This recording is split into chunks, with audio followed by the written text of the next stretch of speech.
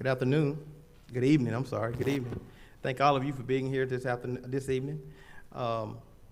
Today is January the 18th, 2022. We want to go ahead and read our thought for today.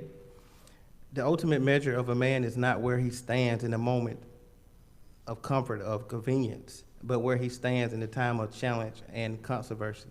That's by Dr. Martin Luther King, Jr. I'm going to go ahead and officially call this meeting to order tonight. I'm going to ask tonight if Commissioner Mason, if you would lead us in our invocation tonight, and Commissioner Edwards, if you would lead us in our pledge tonight. Thank you, Mr. Chair. Let us all bow our heads. Dear Heavenly Father, we thank you for bringing us back to this place one more time. We thank you for all that you've done for us and all that you are about to do.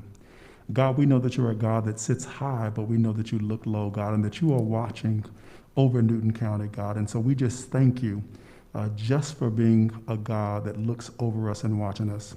And God, as we move forward in this meeting, as we do business for Newton County, God, we ask that you bring together a level of love and unity so that we can advance this county to the next level, and that it will be all that you have called it to be.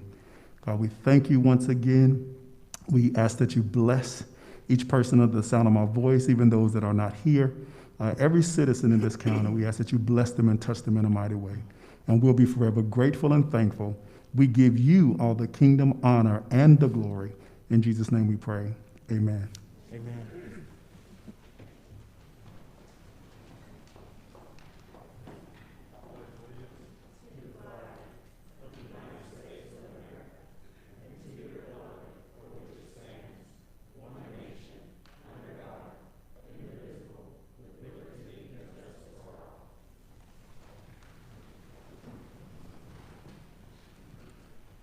Thank you so much. Next on the agenda is the adoption of the agenda tonight. Guys, I seek a motion, please. It's been motioned by Commissioner Edwards and second by Commissioner Mason. Any discussion? All in favor? All in favor? Thank you. It stands 5-0. Next is item number 5, citizen comments. This is an opportunity that we allow citizens to make comments about agenda topics only. You have 3 minutes to do so. You may comment this time. Please state your name and your address for the record, please. Agenda topics only. Thank you. Thank you. Next is the chairman's report. I'm excited today to have with us tonight the Mlk Awards Committee. Ms. Gail Reed Slayton. I'm sorry, Ms. Gail Reed Slayton. If you would, please come on up. Thank you so much for being here tonight. Guys, these are some great people who are doing great things in the community, and we're going to present them with their award tonight and also their certificate of appreciation from the county.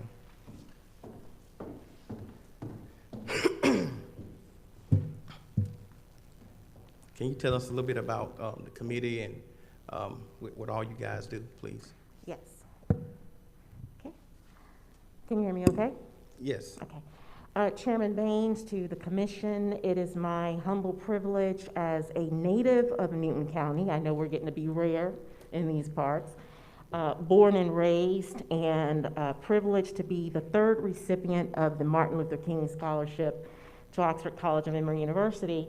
It is my special privilege to serve as the chair of this committee. This committee originated in right after the holiday was passed into law under the leadership of the Board of Commissioners, then Chairman, the late Aaron Varner, and also former Commissioner Pastor Harold Cobb. And the event has continued for 37 years, with our most recent event taking place this past Sunday. These past 2 years, because of the pandemic, we have operated virtually, broadcasting via Facebook and/or YouTube. So we are very committed to continuing this tradition and we believe that the community appreciates it. A core, a core component of this event is the awarding of awards to individuals in the community who have distinguished themselves in a couple of specific regards. We have three award categories, I'll say. We have the Martin Luther King I Have a Dream Award, which is awarded to an individual who particularly demonstrates a commitment to facilitating peace, diversity, unity, and love throughout the community without a motive of profit or gain, and has a vision for seeing a better Newton County consistent with the dreams of Dr. King. We also have the Trailblazer Award, which is awarded to a long-term resident of Newton County.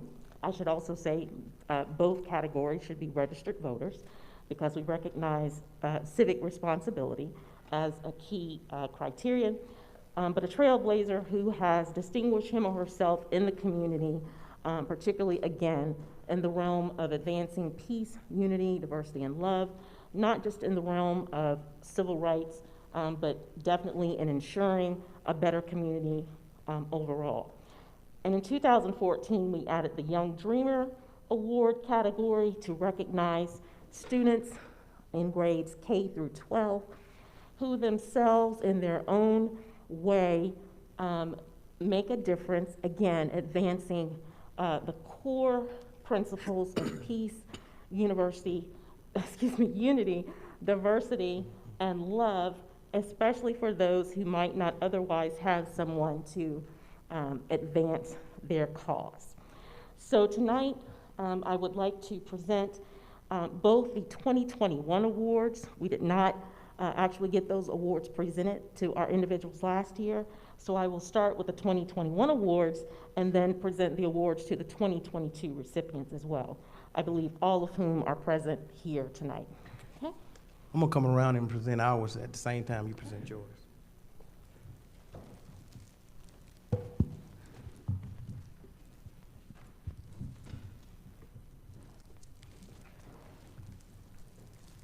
Now, as it happens, and we didn't really discuss this one, Chairman Baines, but last year, the 2021 I Have a Dream Award was presented to the Honorable Chairman himself, Marcelo C. Baines.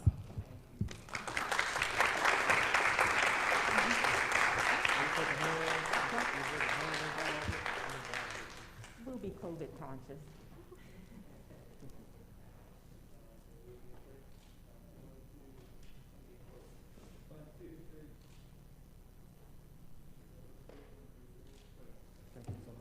Thank you, Chair.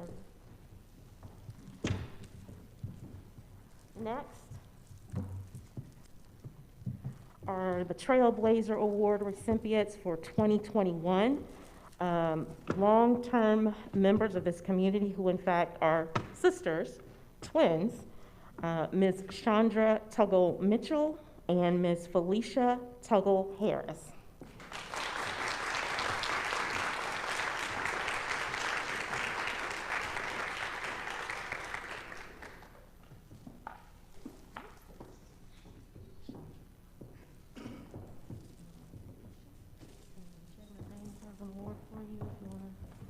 Thank you. We also, from the Newton County Board of Commissioners, we also want to present you guys a certificate of recognition because of the hard work that you guys do in this community.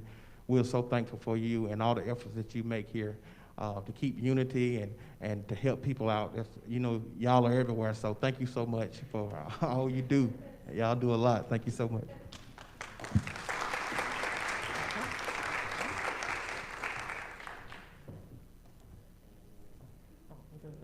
Okay, you're gonna do a group? We're gonna do it individual.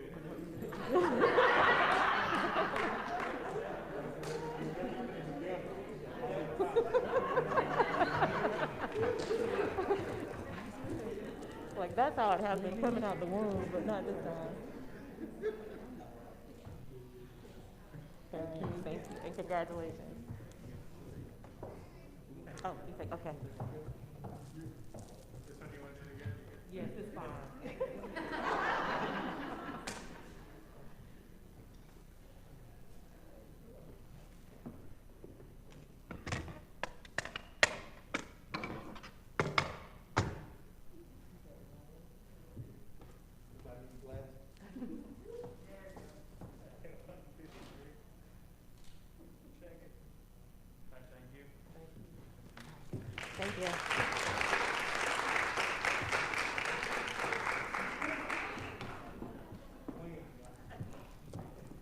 and they accomplish much for the community, right? And our last 2021 award recipient is our Young Dreamer Award recipient, who is now actually in college, I do believe, at the University of Georgia, and has come back with us tonight to receive this award, Ms. Meredith McCrory.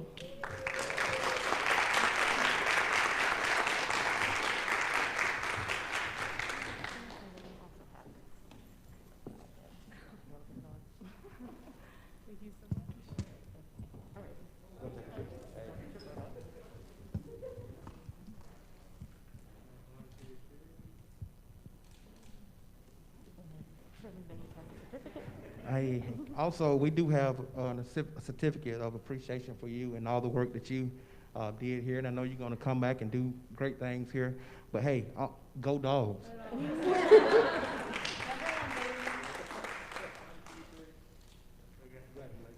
Thank you.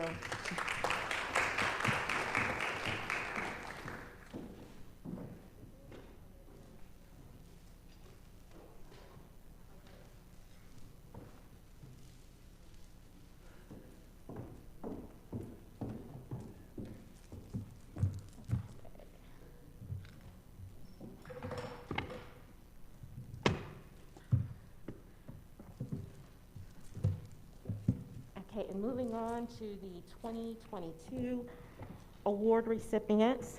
The first award to be presented, again, is the I Have a Dream Award to another longstanding resident of the community who has particularly distinguished herself in service in bridging the generations, both the elder community and the youth community, as a zealous advocate, Ms. Frida K. Reed.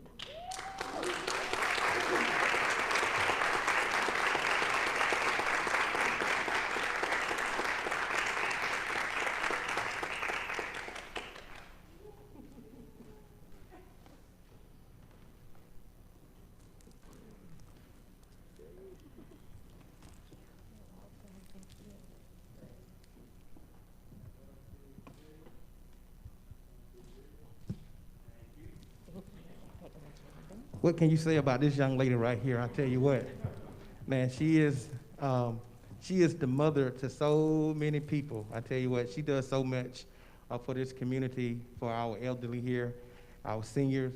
She makes sure they have what they need. You know, when we go over to the senior centers, it's just a big smile. You know, every time you go, there's no complaining. It's always we having a good day, and she does so much. I'm excited. My mom over there, and I thought I would never get my mom out the house, and now I'm in Frida has it. Man, what a blessing. There you go. Congratulations.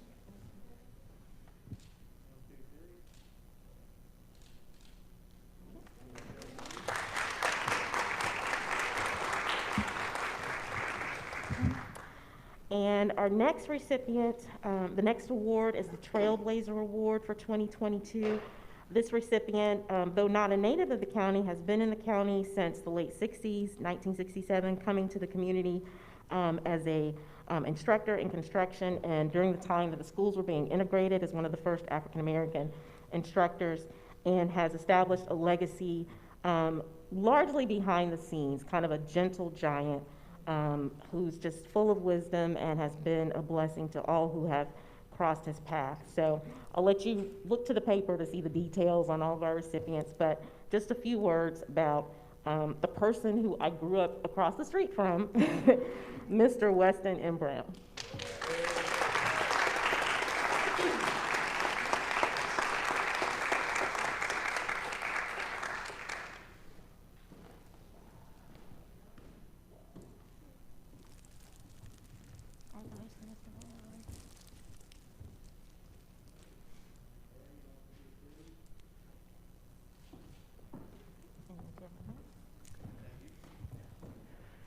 I never thought 27 years ago when I got kicked out of class. I never thought that I'd be giving you an award, man. Wow. Mr. Brown has done so much for this community. I mean, he has fathered so many kids through school. You wouldn't believe his handprint that he's put in these people and in these kids' lives. I'm so thankful for you.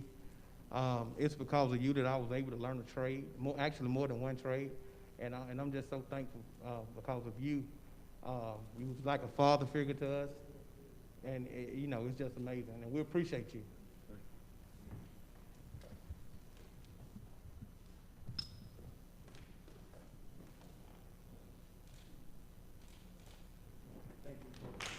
And can I do this for old time's sake?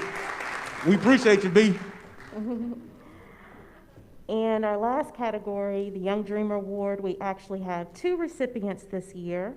Our first recipient is someone who is throughout the community serving as a young person, par excellence, just committed to service, and also has a gift for nurturing the bereaved. And that's a special calling, and we know that he will succeed in his dream to have his own funeral home one day, but certainly has made an impact in countless ways. This award is presented to Zion Driscoll.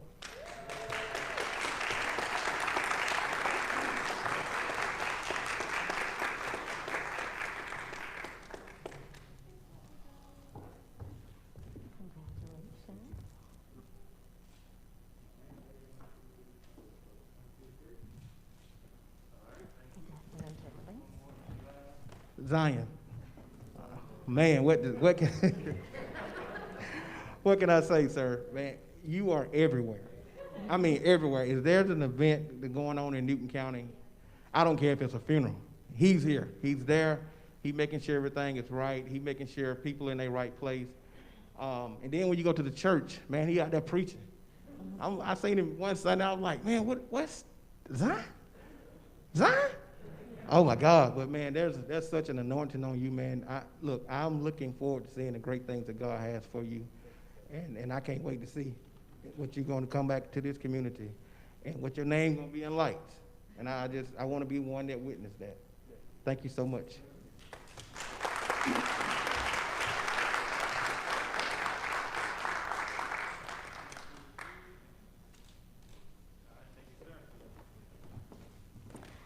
And our last award recipient, the second Young Dreamer Award recipient for 2022, is a 9th grader who was characterized as having a heart the size of Georgia, and just being an individual who excels academically and athletically in the community, in her service, and as an equestrian. This award is presented to Ms. Leah Lang.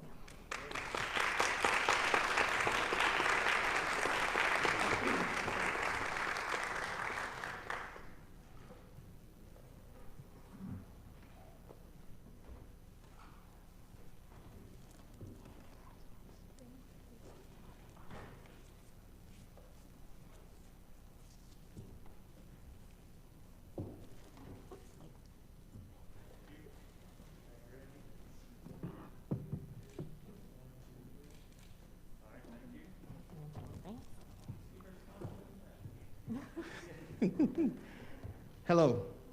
It's a pleasure to finally meet you. I've heard so many wonderful things about you. I got some kids that are in college that I may need you to tutor. Yeah.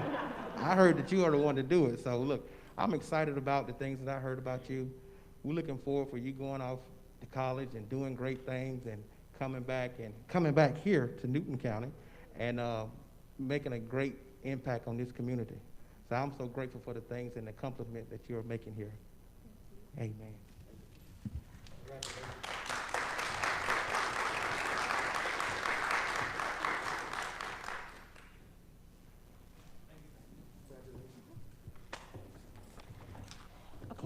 And that concludes our award presentation. Thank you so much, commissioners, for the time to present these awards. Thank you, Chairman Baines, for allowing us time in your report to present these awards, and in prior years for recognizing Mlk Award recipients. So we thank you. Thank you so much. Come on, y'all, we can do better than that. Come on, thank you. Thank you. Thank you.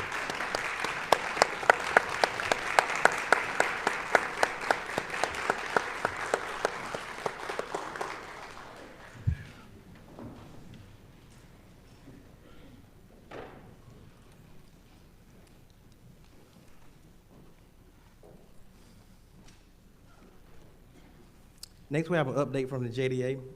Ms. Sarah.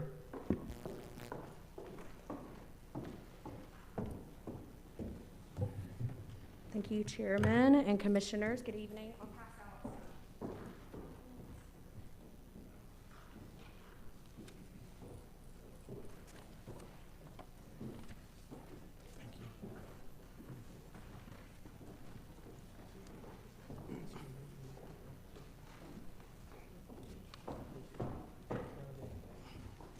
Okay, great. I know we're quick on time, so I will be quick. In your packet, I have for you tonight quarter report 3 and 4. I just wanted to ensure that 3 got in there. I believe we were in the mix of 3 and we spoke about 3, but I want to make sure you have 3 plus quarter report 4 as well too. And so a couple of things that I want to share with you, and again, quickly going into this, is that I think we all know the JDA's been very busy. We've been very busy at the end of the year since the time that we have last seen each other of last year. The Joint Development Authority, in partnership with the state of Georgia, has announced a new company that is heading our way into the 4-county region, and that company is Recipient Automotive. They're looking to go in the joint area out on exit 101, but on the north side.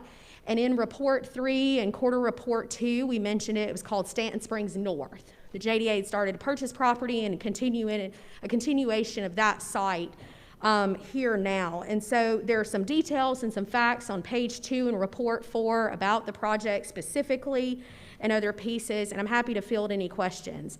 I do want to turn your attention to report in the item number 3 in your packet.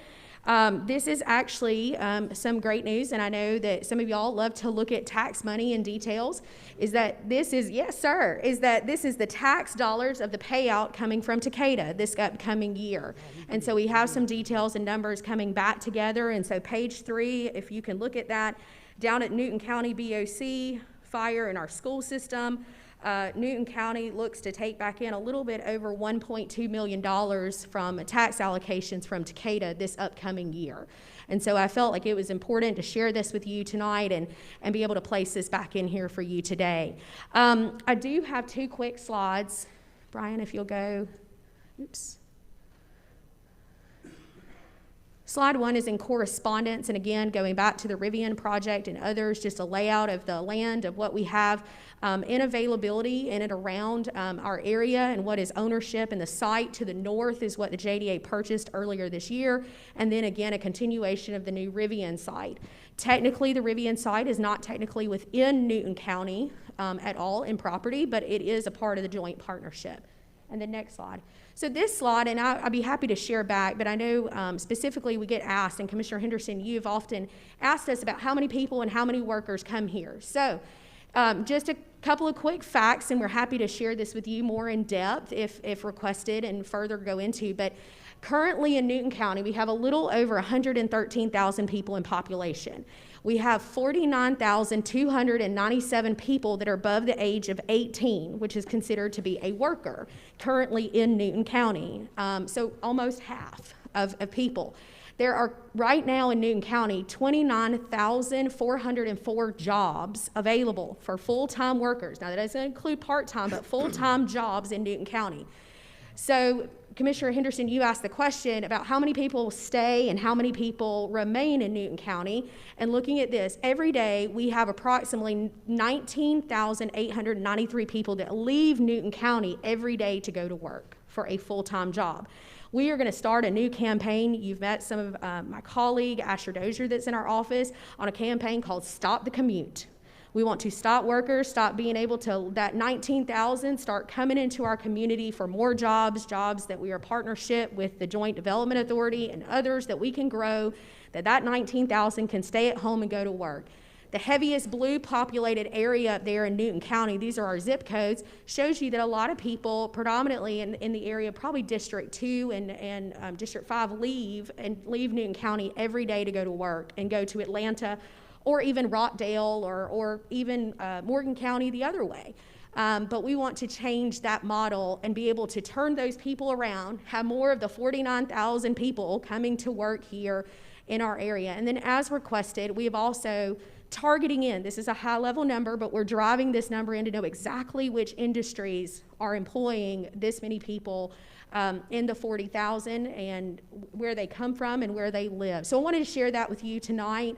And then again, answer any questions that you have. Again, I wanted to provide you too the timing. And then lastly, I also wanted to share with you that I do appreciate Commissioner Sanders. It was great to see you at the public meeting, and thank you for attending. There was a public meeting that was separate for the Rivian project, that was separate from any JDA function, and it was asked by the owners, but I appreciate you attending, and thank you for doing so, and just offer my service. I'm here to answer any questions, but thank you for your time tonight. Thank you. Commissioner Sanders. Sarah, I just have one question in regards to Rivian or any project that goes through the JDA or IDA board. As you know, the public doesn't know which projects goes through the Board of Commissioners and which projects goes through the JDA, IDA. So once Rivian was announced, I know I did, I can't speak for anybody else, found out with the public, but the commissioners got blamed for everything. So is there a process to where that the IDA and JDA can inform the commissioners before it hits the press? Because our constituents are going to question us, and we have no information, have no idea about any of the businesses at Stand Spring. Yeah, great question, and thank you for that, Commissioner Sanders. So oftentimes, again, we have representatives on the board that, again, can inform and have others. A lot of times, we, even as the development authorities, are not really informed when they want to make an announcement that they're ready to share, that they're coming out. And so oftentimes, we kind of feel somewhat left out on those measures as well, too, about when really they're going to share that they've signed a lease or that they've decided. We still have to go through a lot of process points with Rivian specifically. We have to get through rezoning and the acquisition of land. And so them coming forward and announcing that they're looking here is like a company targeting and saying that we're coming to the area, but we still have rezoning opportunities to move forward and do so. We do our best to try to make sure that we're in an awareness, but as you can imagine, that's very difficult in knowing exactly when a company per se is ready to release those efforts. But I'm sorry. No, I was just gonna say, but I appreciate that, and I'd love to work with you about a way and a mechanism to be able to field some of those comments sooner, and that we have that ability to do so. Just a suggestion, because I know it was announced about when you guys went and did the ribbon cutting. Because some of my board members on the water board attended, they told me, that's how I found out. So in that instance, can we get some information? Because I even had people in other counties that, why wasn't the Board of Commissioners even at the ribbon cutting? I was like, I had no idea about it. So if we can be informed of items, so when it hits the press and our constituents blame us for something that we have no idea what's going on, it's better to help us so we can provide that information. Yes, ma'am. Yeah. Julie noted. Thank you. Yeah. You want me to say it? You want to say it?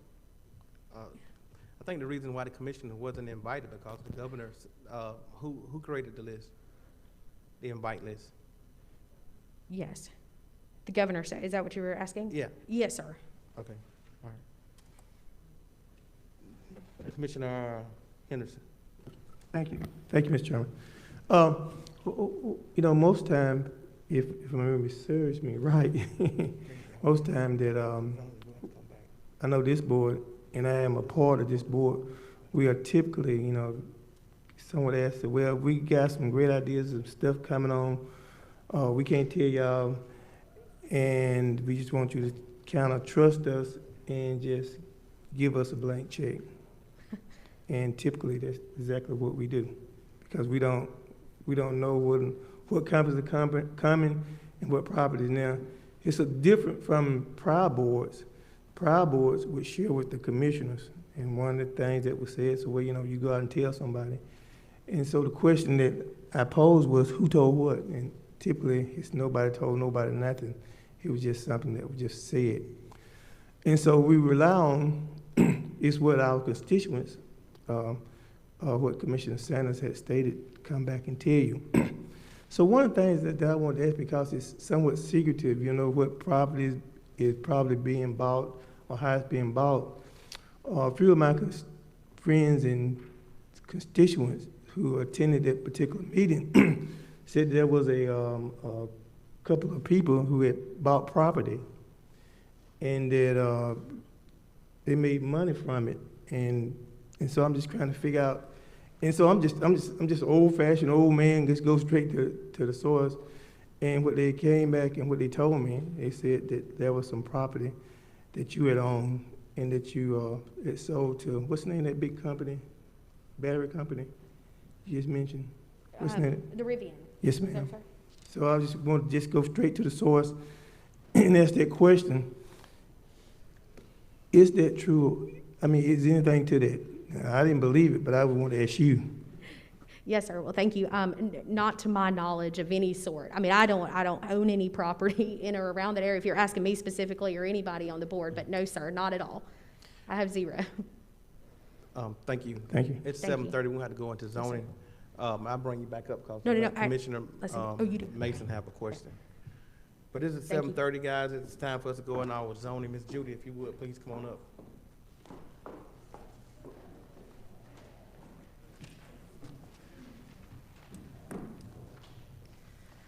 Good evening, Chairman and Commissioners. Good evening. As point of order, would we begin with old business? I know it's listed under old business, but that is a zoning case, so is that where I should begin? Yes, you can. Okay.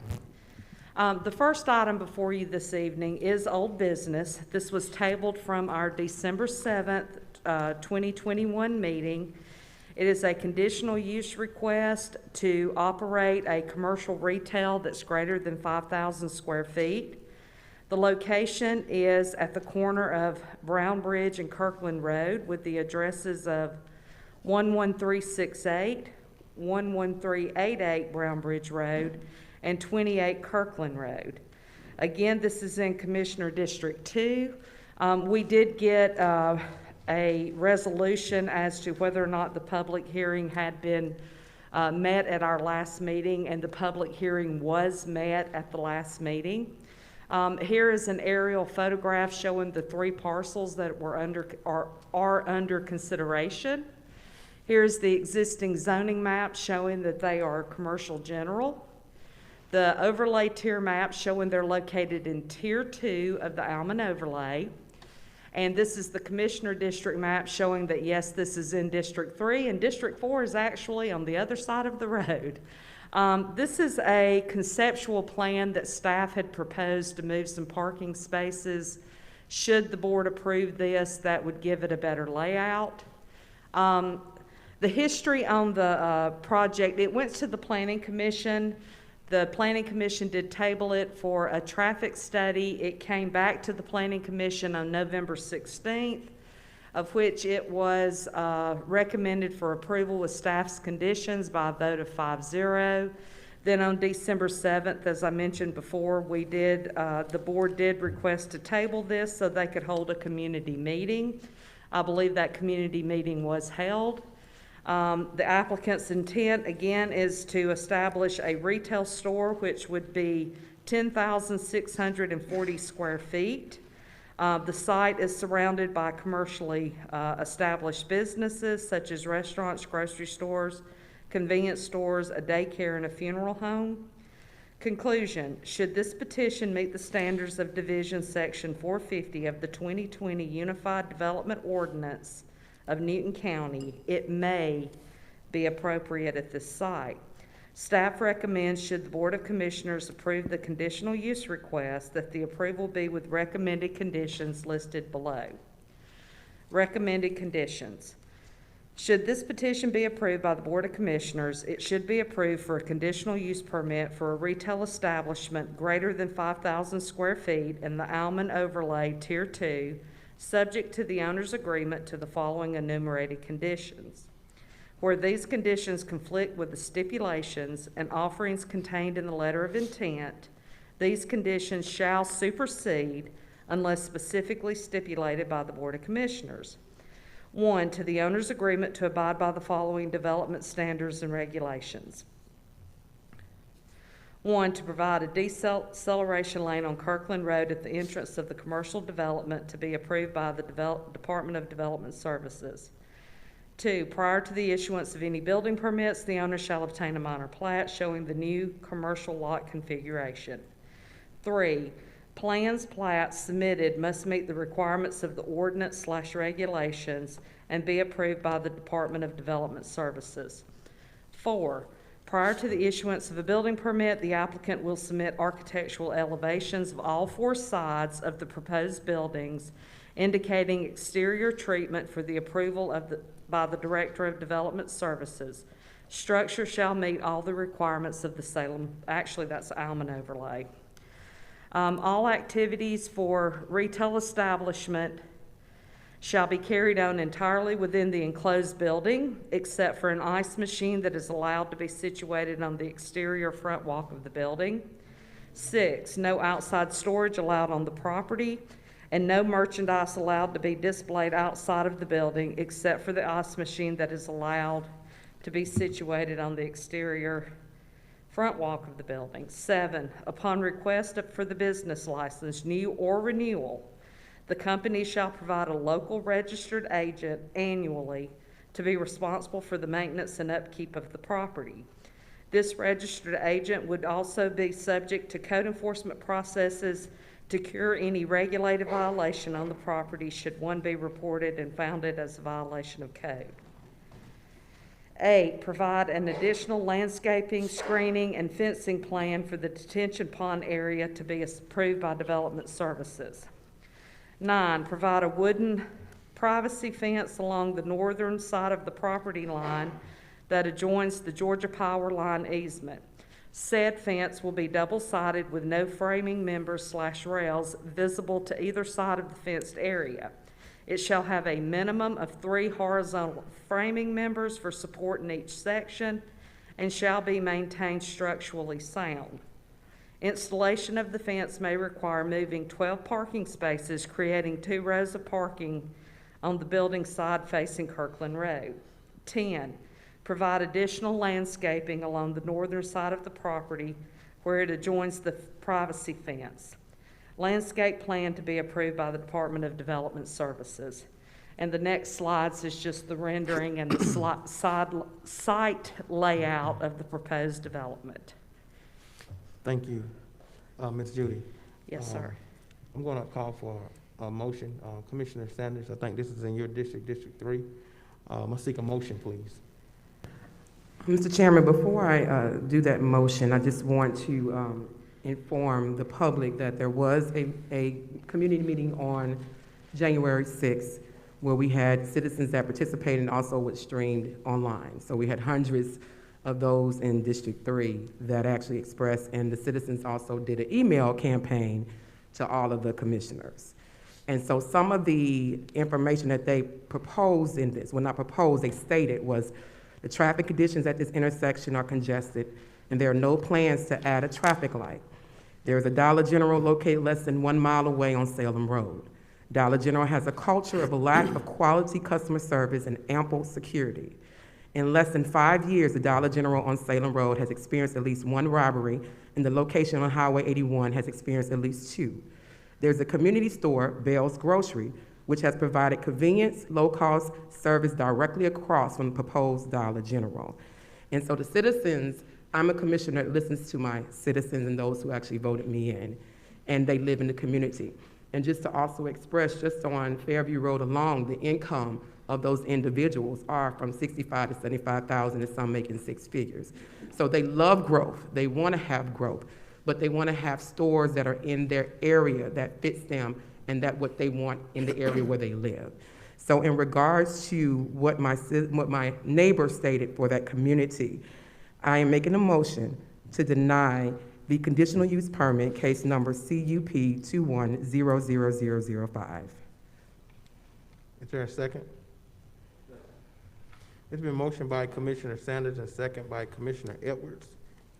Any more discussion? All in favor? Thank you. Stand denied, 5-0. Yes, sir. The next item and final item before you this evening, it would be new business, and it's consideration of Resolution R011822A. This is a resolution of Newton County Board of Commissioners extending until April 19th, 2022, an existing moratorium on the acceptance of applications of zoning petitions and preliminary plat/concept plan petitions for new residential development. In this particular resolution for extension, there was two options presented. Option A would extend the current moratorium until April 19th, 2022, to give staff time to complete the proposed amendments in the timeline proposed. The change in this resolution from the last one adopted would be to allow already approved preliminary plats to petition the Planning Commission for an extension of that preliminary plat. There are about 26 current developments that meet this category and already have infrastructure and road network developed. This does not include any brand-new raw land projects that have never been approved. So just to make sure you understand which ones, these would have been formal plans that had been brought to the Planning Commission sometime in the past, but for whatever reasons, they failed to get a final plat issued to them. So there's a section in our ordinance that would allow for someone to apply for an extension to the Planning Commission, but it didn't have a time period. It didn't say you can apply 1 year, 2 years, 3 years. It just said you can apply for an extension. So this would allow those developments. We have one in District 2, which is Crescent Place. It's almost a completely developed subdivision. It just doesn't have a final plat. I think it may be District 1, Jacks Creek. That is one that has all the infrastructure in it. So anyway, it would allow those to move forward. In option B, it would include allowing the preliminary plats that had been formally approved before to ask for extension, and it would also allow for development of one home per 2-acre lot to move forward to the Planning Commission with the request for a preliminary plat. This is similar to what I believe we may have discussed last year in a work session. The amendment timeline. The work session, we have requested a work session for Tuesday, February 1st at 6 p.m. We will be bringing items before you pretty much to try to seek guidance and see where you want us to go with the amendments. Then we've asked for a work session on February the 15th at 6 p.m. to bring back all that information to you in the proposed amendments. And then with the approval of the BOC to move forward, we would go to the Planning Commission Tuesday, February the 22nd for the first public hearing, and then on to the Board of Commissioners on March 15th for the second public hearing and potential adoption. And yes, in case anybody was wondering, we are completing the comprehensive plan this year to better define our types of growth zoning and uses to be placed. So this evening, staff is requesting the board to, if you do not choose an option to extend the moratorium, the current moratorium will expire tonight, which would allow development to move forward. So we have, again, option A, which would be just to allow, raw land could not move forward. It would be allowing just the preliminary plats that may have formally been approved but not got a final plat. Or option B would be allow the preliminary plats as well as if a development had a 2-acre, one home per 2-acre density. Thank you. Yes, sir. Commissioners, I seek a motion. Commissioner. We do need to, this is public hearing. You We need to would- open this one yes, up? sir. Sorry, Okay, my okay, apology for okay. interjecting. Okay, I'm sorry. Guys, this is approximately 7:45. We want to open it up for the applicant. Well, the applicant is the county, so those that want to speak in favor tonight, you have 10 minutes to do so. Those that want to speak in favor tonight, please state your name, your address for the record, please. Those that want to speak in favor tonight, you have 10 minutes to do so. Please state your name, your address for the record, please. No, that's community. No. Yeah. Thank you. Anytime you open it up for the public, it's a public, for the chance for the public to speak. Those that want to speak in favor tonight. That portion of our public hearing is closed. We also allow 10 minutes for those that want to oppose tonight. You may come at this time. You have 10 minutes also. Please state your name and your address for the record, please. Anyone want to oppose tonight? Anyone want to oppose tonight? Anyone want to oppose tonight? Thank you. That portion of our public hearing is closed. I think Commissioner Edwards had his hands up first. You want to ask a question? Thank you, Mr. Chairman. Judy, option A and option B do those qualified properties under both options, would it include properties that have changed ownership? Yes, sir, as long as they as long as it was an approved preliminary plat, it would be able to move forward, or if it was a new development at that 2-acre, 1-home minimum. Okay. And one other question for the public, can you state why we're having discussions, or why we've been in a state of a moratorium in the recent past? Can you state for the public why we've been in that position in the recent past? We had recognized at the beginning of last year that our ordinance does not meet the needs of the development that we are now seeing. We've recognized that there is infrastructure such as Commissioner District 3 mentions to us all the time. We need to evaluate our road networks. We need to evaluate where our fire stations are. We need to evaluate how many entrances are best for a good planned development. We need to evaluate, do we need interconnectivity? And our ordinance at this time is silent over a lot of these good planning measures that make less of an impact when you're dropping X amount of houses on a spot of land. So last year we went through the moratorium trying to get these developments in front of the board, but with COVID and with all the other items that you've had to deal with as a board, staff was not able to get the work sessions in.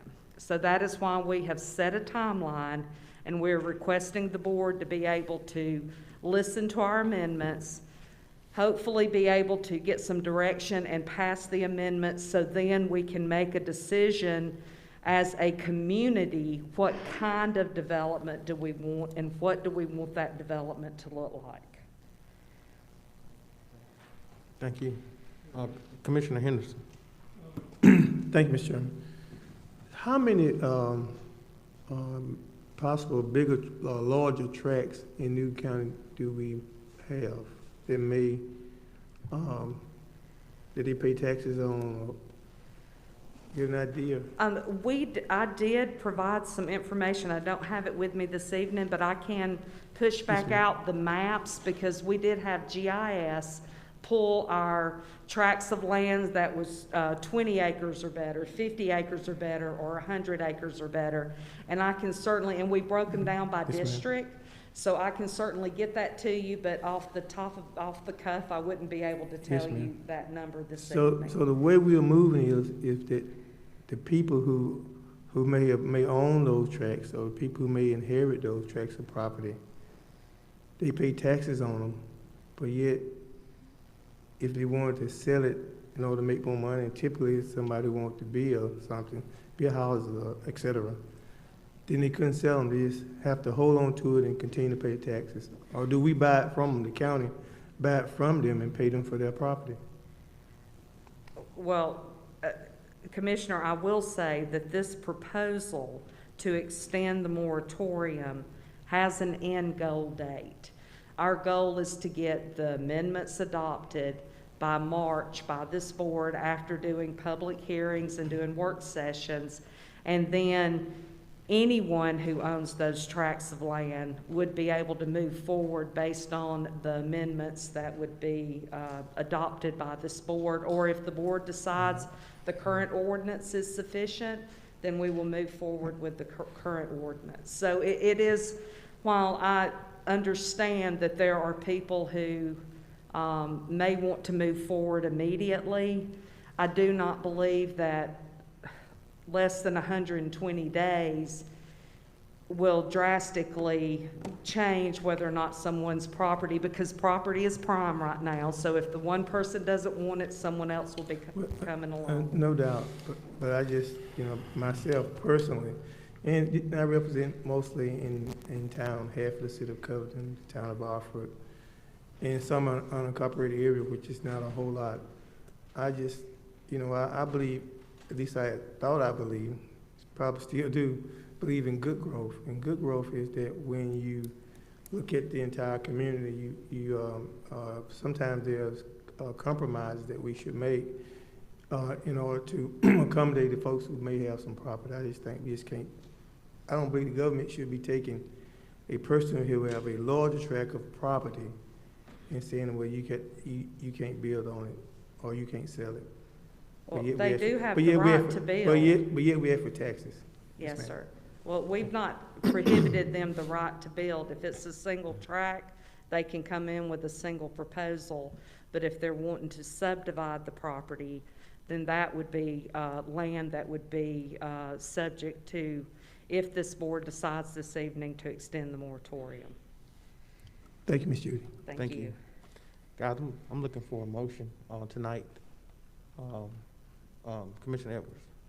Thank you, Mr. Chairman. At this time, I'd like to make a motion that we approve the extension of the moratorium with the option of Plan B, that 1 home per 2 acres can be processed at this time. I do believe some relief is needed, but in order for the county to develop their regulations a little more detail and prepare for the future, I would make a motion that we adopt option B as stated by the Planning and Zoning Director. Thank you. Is there a second? Oh, thank you, sir. It's been a motion by Commissioner Edwards and second by Commissioner Cowan. Any more discussion? All in favor? All opposed? It passes 4-1. Thank you so much. Thank you. Sarah, if you would, could you come back up for a quick question, please?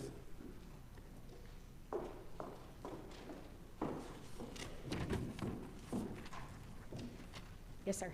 Thank you. Commissioner Mason. Thank you, Mr. Chair. Thank you, Sarah, for bringing this update to us. Yes, sir. You mentioned earlier about the 19,893 workers that are currently leaving Newton County, going to other counties to work. And I love the idea of the Stop the Commute campaign. I think it's phenomenal.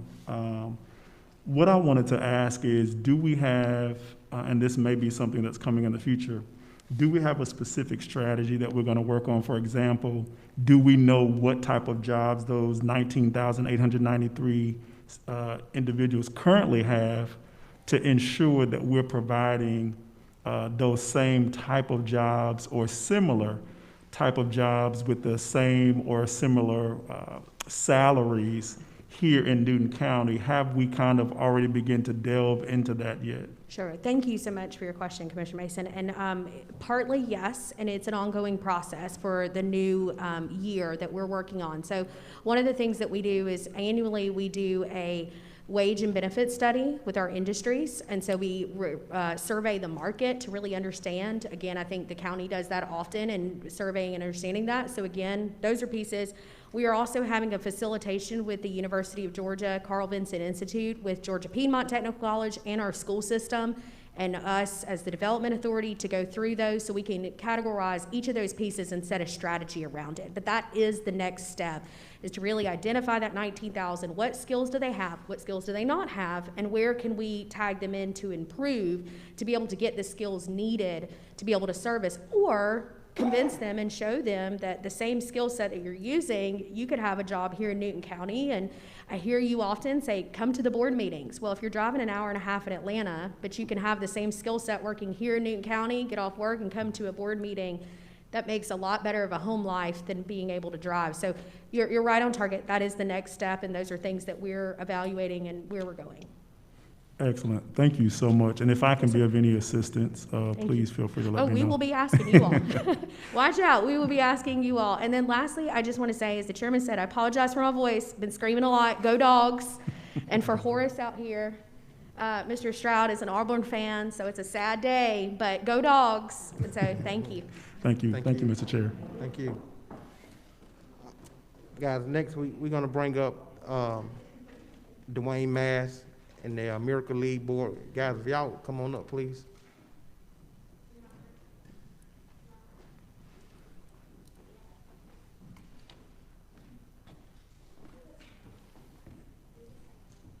Thank y'all Thank for you, being Mr. here Chairman. tonight. Good evening, Commissioners. Good evening. I want to take just a few minutes, and I appreciate giving us a little bit of time tonight.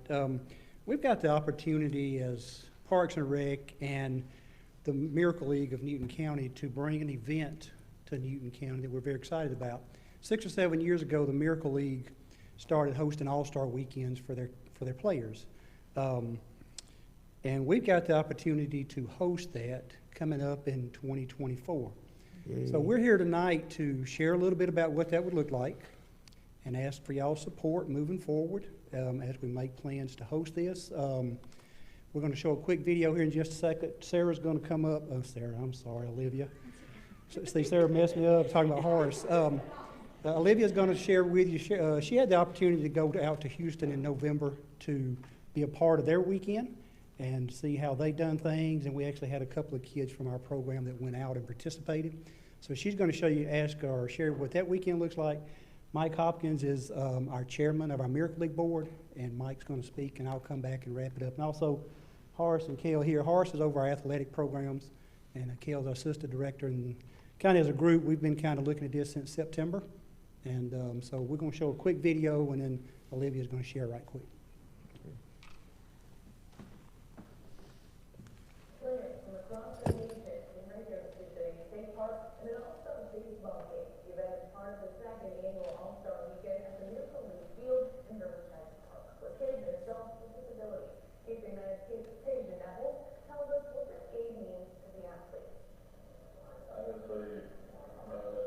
More than 100 disabled athletes from across the country have teamed up to enjoy a game of baseball in Riverside Park at the second annual Miracle League All-Star Game. They play what we call a primary Miracle game. A Miracle game is basically where it's a 2-inning ball game. Each kid on the show gets to bat each inning, okay? And the last batter kind of does the grand slam. The 2 days they brought families from 23 states to Sioux City Miracle League Park for the national event. With rubber surface baseball fields, each player was able to enjoy America's oldest sport despite their physical condition. I have a 33-year-old son who's born with a syndrome. He was 20 years old before he was able to play ball. Why did he have to wait till he was 20? We had to wait until we had a Miracle League field. We had this all-star game, not only are they playing and enjoying and growing in the community, now they're going another level of that experience to say, hey, wait a minute, I know how to play baseball, I can travel to play baseball. So it gives them the determination that they can do anything they choose to do. Each player was supported by a partner in an encouraging crowd as they took their swings and ran the bases.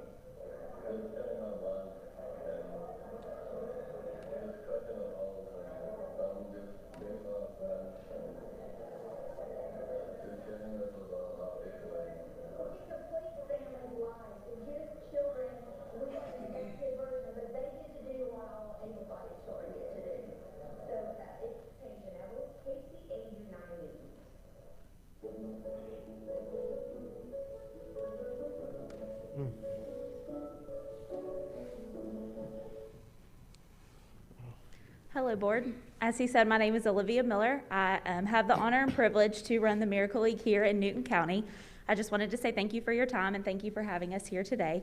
Like he said, I got the opportunity to go to Houston, Texas in November, and as they hosted the Miracle League, National All-Star Game there and kind of experience a little bit about what the weekend is about. The way it kind of runs is Friday, you have all of your families from all over the United States and a couple other countries that come in, and you have a meet and greet. So basically that's for the families and the players. They get their goodie bags, they get their uniforms, and then you host a meet and greet. And then Saturday is your games, your league games all day long. And then Saturday night you have a gala. And then Sunday we would do our league games, Newton County Leagues games. And then you have an award ceremony also. So we are responsible as Newton County for covering all of their costs, which is their hotels, their transportation, the food, everything for the entire weekend. These families, due to the children that they have and some of the disabilities that their children have, unfortunately, they don't get a lot of opportunity to take vacation, so this is like a vacation for them. They come, they don't have to worry about anything because we've taken care of everything. It was a really awesome experience. We would be responsible for hosting around 114 players and then their families, so it would be about 500 people in total who would come. We really think it's a really great opportunity. We have a lot of people who are interested in supporting us.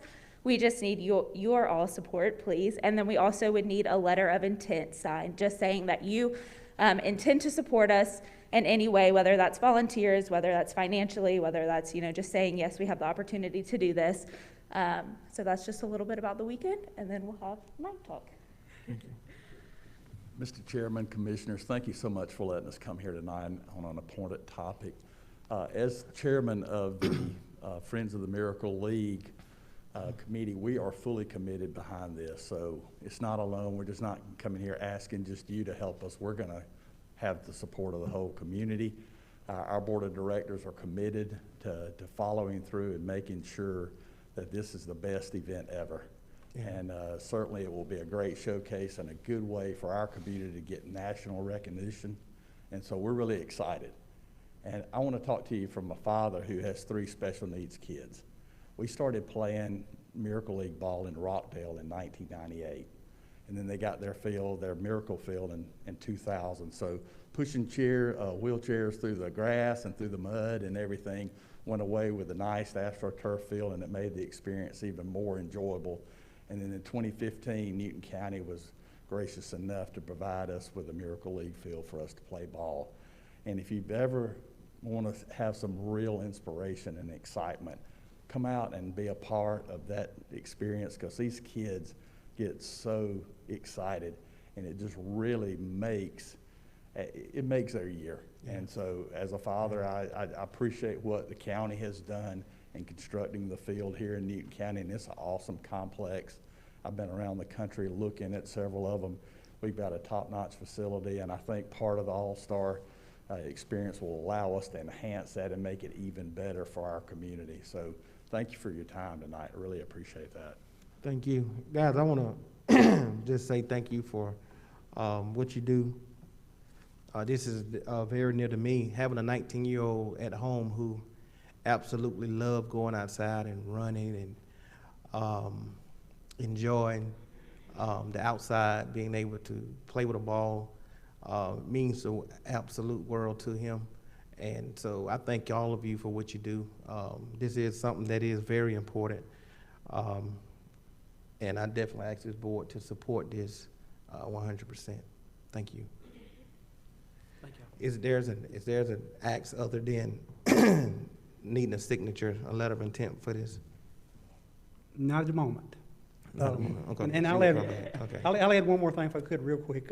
We had a Zoom call with Houston back early part of November and talked with them about, the pros, the cons, the challenges that they had hosting this. And with us going back and forth as to, what we felt and how we wanted to do it, we asked the lady there, would she do it again? And she got really emotional and told us, she said, I'd do it tomorrow. And she said when that first bus pulled out with those kids on it and police was leading them out to the park and all the kids was hollering on the bus, she said, I would take nothing for it. She said, I'd do it again tomorrow. So we appreciate y'all's time, and we'll be back asking. We're going to need volunteers along with other things. One thing Olivia didn't mention is we've gotten one donation already. So it's going to cost us about $150,000 to host the weekend. There's not anything in it for the Parks and Rec or the Miracle League Board, but I do think it's something big that this community can come together and really show these families a lot of love. And one thing the lady from Houston told us, that their ages run from 4 to 71, and our league runs from 4 to about 48 is our oldest that we have participating. So thank y'all for your time tonight. I appreciate it very much. Thank you, sir. And I do believe we got members on this board that will volunteer their time and help out with the efforts. So thank you so much. Thank you. Thank you all. Thank you. Guys, and lastly, I want to thank our road department, Public Works. They had 23 calls of roadways being blocked. They answered all the calls, had 25 tons of salt mix, treating bridges and the roadways, 2,500 pounds of chloride was put out on the roads, 5 salt crews, 4 salt trucks worked Sunday into Monday, and they started preparing for this on last Thursday. And so I want to send a shout out to them, thank them for all the time and the efforts they put in, making sure this community is safe. And we do know that there's a threat of another storm that may be coming this weekend, and they are definitely prepared for that. So thank you so much. I seek a motion for the approval of the consent agenda. It's been motioned by Commissioner Edwards and second by Commissioner Mason. Any discussion? All in favor? Thank you. Passed 5-0. Next is our monthly financials. Ms. Brittany.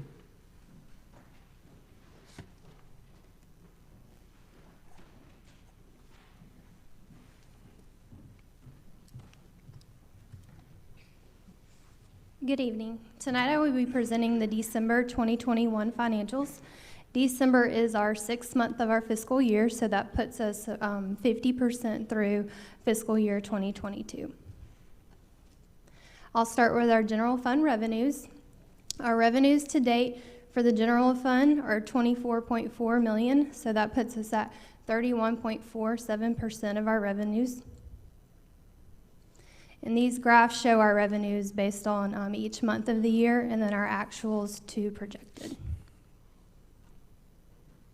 Our general fund expenditures for the year, we're at $34.9 million, which puts us at 44.74% of our actual to budget, so we're trending a little under that 50% in our expenditures, which is good for the year.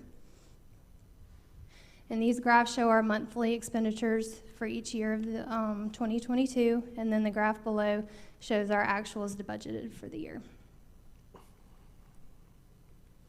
And our total for the year, so right now our revenues are 10.4% under our expenditures. So this is an important graph right here to show you why fund balance is important, because at this time in the year we're 10.4 million in our revenues under, so what supports us to be able to pay our bills throughout the year when our revenues do trend like that is our fund balance. And that's basically because we're waiting on our tax revenues to come in. And for our enterprise funds, our to date, our water fund, we're at 5.1 million in revenues and 2.9 million in expenses. Our solid waste fund, we're at 3.9 million in revenues and 2.4 in expenses. And then our Gaithers and Factory Shoals fund, we're at 140,000 in revenues, and then expenditures were in 90,978. And the graphs below show our actuals to budget. We currently still have two SPLOST open. We have one more project to finish in the 2011 SPLOST, and we'll wrap that up, and that's the historic jail project. And as of December, we are now fully collected in our 2017 SPLOST. So we collected about a year and a half early than what our projections were. So that means from now until the end of the collections for the SPLOST, everything will go to excess collections. And this shows our, this is the collections per month. So you can see we're at 65.5 in collections. So that puts us at almost 17 million over what we budgeted. And this is our impact fee fund, and we currently have $4 million in our impact fee funds, and that wraps up the presentation. So I'll be happy to take any questions. Thank you, Brittany. Any questions, guys? Thank you so much for Thank being you. here. All right. Next, we have our family connection, Ms. Laura Burcham. And Dr. Sams is here with her as well.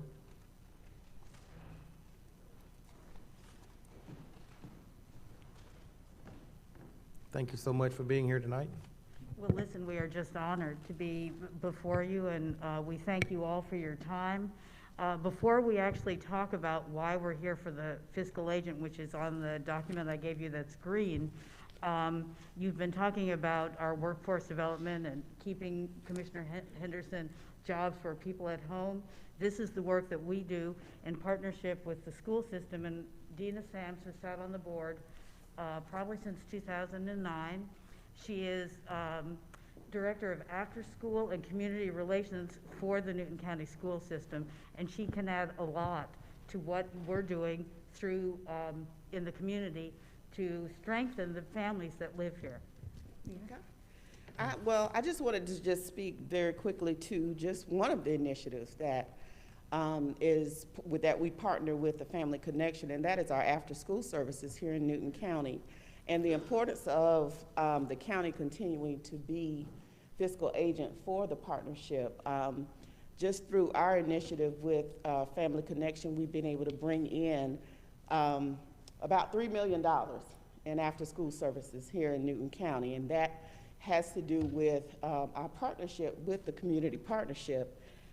We do have to have a community partner as a part of our grant, and the Family Connection has stood with us in order to receive those funds. So that's just one of the initiatives that is offered through the Family Connection, but there are many others, such as the workforce development that Laura just mentioned. So I just wanted to just kind of mention that to you so that you know the importance of why we need to keep the county as the fiscal agent for Family Connection. And why the schools are in partnership with Georgia Piedmont and Georgia Perimeter and us, we work in the community. We also serve as a liaison between a lot of those organizations so that we can no child is educated in isolation. And so what we're trying to do is strengthen the whole family. So thank you. I want to say that Commissioner Sanders, thank you for serving on the board of the Family Connection Board. And Commissioner Henderson, I was thinking, you're the one who's been with us since the very beginning. So you get it more than most of where we are in the community, and I want to thank you for that service. And we're just glad to be here tonight, and I want you to see on the back page that we gave you is the work that we do, and at the very bottom is the School Success Initiative, and it involves the entire family. It also involves all school systems and educational systems, including what goes on through the Miracle League, what goes on through the rec department, what goes on through the Boys and Girls Club. And the Family Connection wrote the first grant to bring the Miracle League to Newton County. We wrote the first grant for the Boys and Girls Club, and we started the volunteer initiative, Hands on Newton, in 2008, which was the first time that Newton County had an MLK Day of Service, which we actually continued this year virtually because of COVID, and we're working primarily with youth to get their voices on how they want to see this community grow and how they think we should address trauma and education for our kids. So it's an exciting time to be part of the partnership. It's an exciting time to be in partnership with you. But we operate, there is one Family Connection in every county in the state of Georgia, and every county is tasked with making a collaborative. The county government is a collaborative partner, and your job as fiscal agent, your job is to manage and strengthen the infrastructure of our county, our living environment, and safety for its citizens. Family Connection is responsible to advocate for and strengthen the families that live in the county. Through its partnership with the Newton County Family Connection, the Newton County Board of Commissioners has chosen the most cost-effective way to ensure that all families are represented in planning and that the coordination of health and human services is facilitated in an equitable and efficient manner. And that for every dollar that comes to us, which is $48,000 you serve as the fiscal agent for only those state funds, you are supporting three full-time staff members and the work we do. So we thank you for being that level of extra security between us and the state. Thank you, guys, and thank you for what you do. Guys, I seek a motion, please. It's been motioned by Commissioner Edwards and second by Commissioner Mason. Any discussion? All in favor? Before we vote, I'm glad you mentioned that I was actually on the board, and I did consult with our attorney to make sure that I was in compliance before voting, and he did state that I was in compliance, so I can vote tonight. Just want to put that out as for transparency. Thank you. All in favor? Thank you. It passes 5-0. Thank you. Thank you so much. Thank you so much. Thank you. Thank you for what you do. Thank you. Next is item number 11. Our district attorney here tonight, Mr. Ranley McGinley, to make a presentation about the Arpa Funds. Evening, Chairman and Commissioners. This is about ARPA funds regards to, obviously I was before, I think it was in December when we addressed some of the ARPA funds that the county got. That wasn't the only source of funds that I was seeking after. So essentially the court system, the state received a large chunk of ARPA money as well to address the backlog in the court. I know I've been before y'all and discussed that, and I can go into more detail if you want, but those applications had to be done by circuit, not by county. And it had to be submitted by the chief judge, which is Judge Ott, and I worked with him, and I appreciate his efforts in doing this, and requested through the state, essentially the AOC, which is the Administrative Office of the Courts, is the one administering all this. We asked and received funding for it's refundable, which means obviously once the expenses are paid, then we get the money back. And I'll explain some of the logistics with that. I know Ms. Brittany is well aware of it as well. Requested a position for an investigator and investigative assistant and some supply costs for each county. That was approved through the AOC and those ARPA funds. And the investigator for a full year, now that is a calendar year, not a fiscal year. It is for year 2022, was $80,131. The investigative assistant was $62,141, and then they only can approve, apparently, per their guidelines, $5,000 worth of equipment and supplies, and that was what was granted here for Newton County. Very similar request. There's just a little bit of difference between the sort of employment costs between the two counties, but very similar between the two counties. So a total of $144,772 was awarded for what will be going to Newton County. Now that is going to be administered through Walton County. Ms. Brittany has been working with Mr. Milton Kronheim over in Walton County, who's the finance director over there. It's going to be administered through them. So essentially those positions, once I am able to hire into those positions, they will be paid by the county. We will then submit the costs to Walton County. Walton County do the same thing and submit everything to AOC, get the money back, and submit it back to the county. So that's sort of the first part of the request. I know Ms. White, I think, wasn't sure if that even needed to have board approval or not, but I just want to make sure that you all were aware that I've been seeking funding for additional positions that I had asked about previously for the county ARPA money, and got that approved through the state for a one-year refundable grant, or reimbursable, I think is the right term. The other sort of, I don't know if caveat's the right word, but it's doubtful that we'll actually spend that entire amount of money. It is for the calendar year of 2022, and it ends December 31st, no matter when you hire somebody. Obviously, we're already, 2-3 weeks in, so we're probably not going to ever get to that total amount that was awarded. That is a grant that can be reapplied for up to a total of 3 years. However, I'll tell you is what AOC has done is their plan was to award 50% of their total amount in year 1, 25% in year 2, and 25% in year 3. So I don't know if that funding will be available going forward. So I guess for that first part of the request, I don't know if like I said, I'm not sure if I don't need board approval for accepting that reimbursable grant or not, but if I do, I'm asking for that. As I said, Walton County's already approved their end, and it'll all run through Walton County. And as I said, Miss Brittany and Mr. Milton over in Walton are well aware of this and understand the logistics of it. Let's get board approval just in case. Right. Okay. Commissioner, can I seek a motion, please?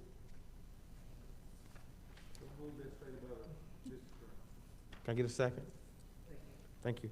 It's been motioned by Commissioner Edwards and second by Commissioner Sanders. Any discussion? Commissioner Henderson. Sorry. Thank you, Mr. Chairman. So the money we take from ARPA Fund, is that from the 10 million? No, this funding is separate from any of the ARPA money that the county has received. Okay. This is all from ARPA money awarded to the administrative office of the courts, which is the state. Absolutely, I got you. All in favor?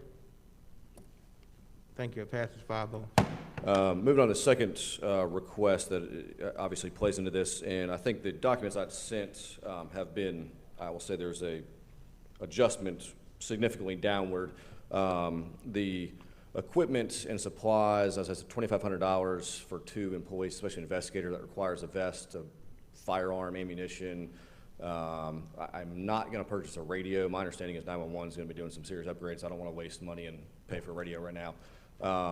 But a vehicle was necessary. That was taken care of. Mr. Buster over in Fleet in finance and purchasing went ahead, and we've already actually taken care of that. And I think I let the chairman, Mr. Baines, know as well about that. That was something that Buster said we needed to act on very quickly. I think there was some additional funding that was already available to do that. I did the same thing over in Walton County as well. I also have been able to obtain, it's a total of 8 laptops, 16 monitors, and all the necessary things for additional computers from additional state ARPA money. So I'm reducing some of the costs. But obviously, with hiring those 2 employees, the $2,500, that's not enough money to buy desks and all the other necessary things. So I'm requesting, like I said, it'll be a little bit of a different what I put in what I sent y'all last week, I think. But total for the investigator, what I'm asking for is an additional $4,000 for equipment and supplies. Obviously, as I said, investigators are sworn police officers. They're deputized by the sheriff's office.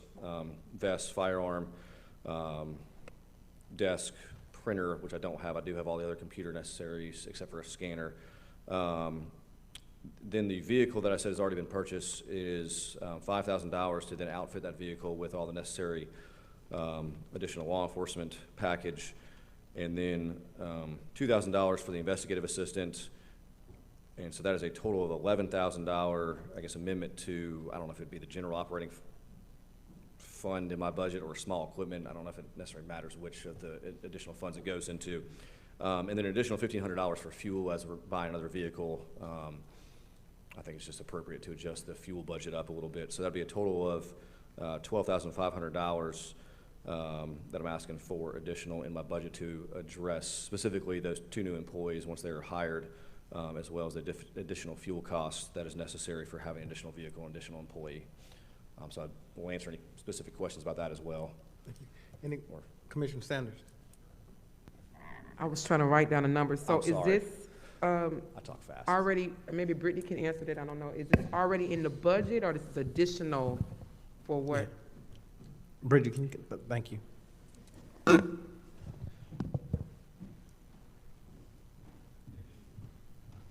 It's not currently in the budget, so what the plan is to wait and to see when he actually hires the positions.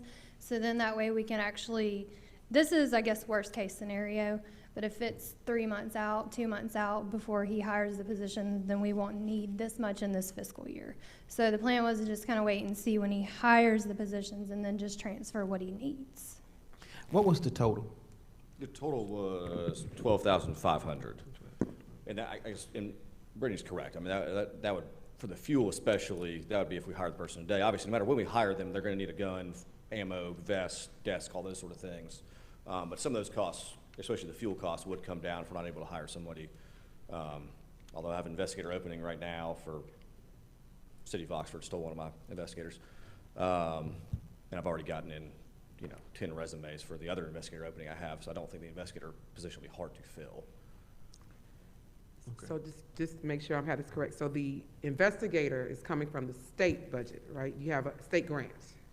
Yes, ma'am, from the grant. Okay. Yes, yeah, this is additional supply and equipment costs for the vehicle, to outfit the vehicle with all the necessary law enforcement things as far as tent, lights, sirens, all those additional things, the radio mount, all that, costs about $5,000.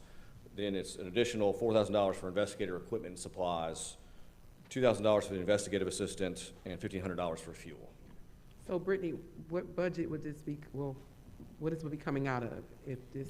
We would need to do a budget amendment, so we would need to probably take it from contingency more than likely. That's all the questions I have. Anyone, Commissioner Edwards? Thank you, Mr. Chairman. So essentially, Brittany, this is like a matching, if the grant, if the ARPA type grant money, correct, for the position? From the state, yes, sir. So this is essentially matching money to outfit that particular position, correct? I wouldn't say it's necessarily match. I think it sounds like they just didn't give 5,000. Is that what they gave? Right, they only gave 5,000 total Yeah. for equipment and supplies that's 4 positions and 2 different, total. Okay. But that just doesn't cover when we hire somebody. Okay. So, Mr. Chairman, I guess my question would be, we don't have an agenda item for this particular vote, right? Will we need to amend the agenda or table it for a meeting? The agenda, It's here. the agenda does include a budget amendment request. So I do think this budget, or the agenda item, I'm sorry, had 2 different items: requesting approval to accept the state ARPA grant, which you just did. Yep. And then along with a budget amendment request that you're being requested to do now. Thank you.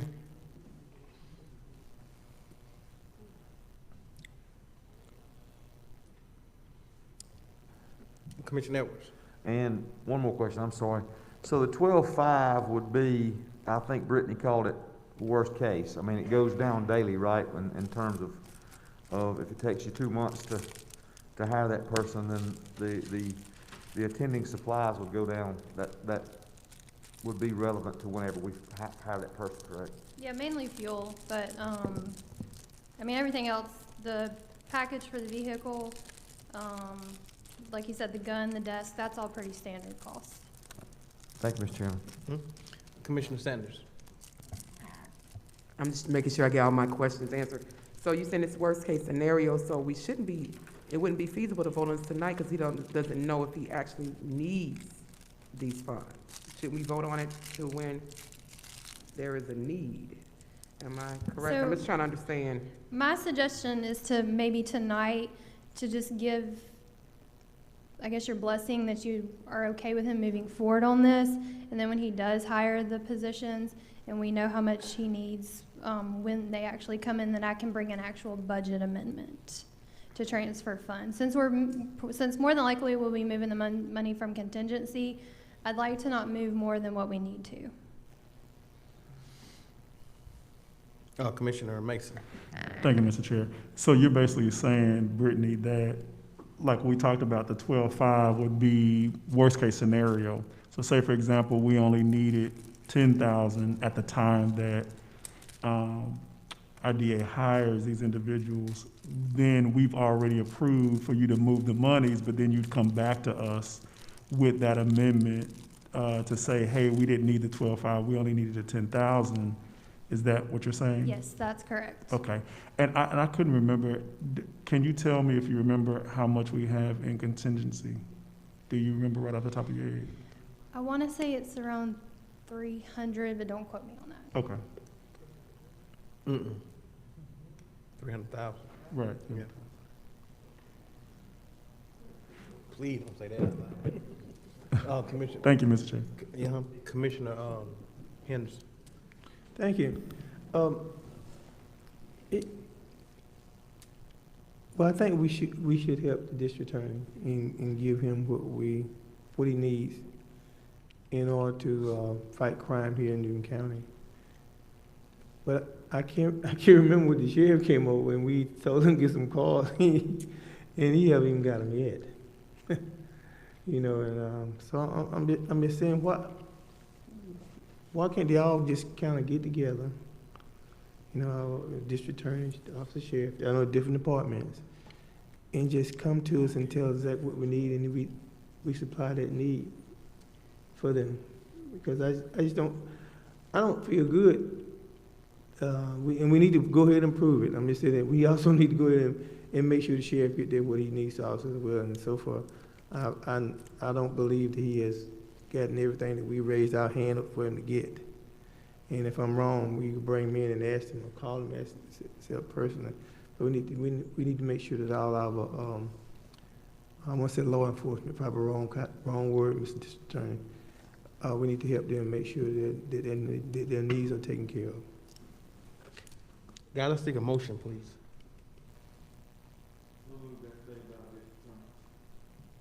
Can I get a second? It's been motioned by Commissioner Edwards and second by Commissioner Cowan. Any discussion? Any more discussion? All in favor? Thank you. It passes 5-0. Thanks. And I know, I guess it's what I sent in to you guys, and I'm not necessarily on the agenda, so if it's something we need to take up some other time, it's fine. And I'm not sure how to even go about doing this as far as requesting this from the board, but you know, obviously, whenever you get a grant funded position, the biggest concern is hiring somebody with the idea of, hey, this is a one-year funded position, come work here, and you're not sure where to go from there. And so obviously, there's something we need to address some other time. I kind of seek some of the board's guidance on that. But I'd be asking the board if it's even legally possible at this point. I'm not sure, as far as basically to commit to be funding the positions going forward. And I know that's a bit of an awkward thing because obviously budgets change and years change and things like that.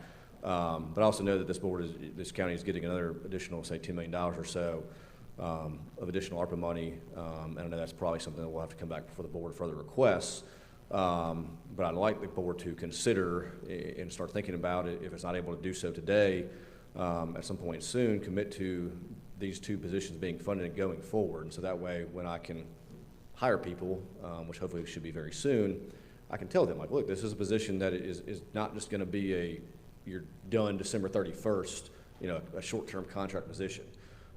As I told this board, I think in December, the idea behind this position with the investigator is somebody who is focusing on gang crimes and violent gun crimes, which are are growing in this county. They're growing everywhere, and I hate to say that.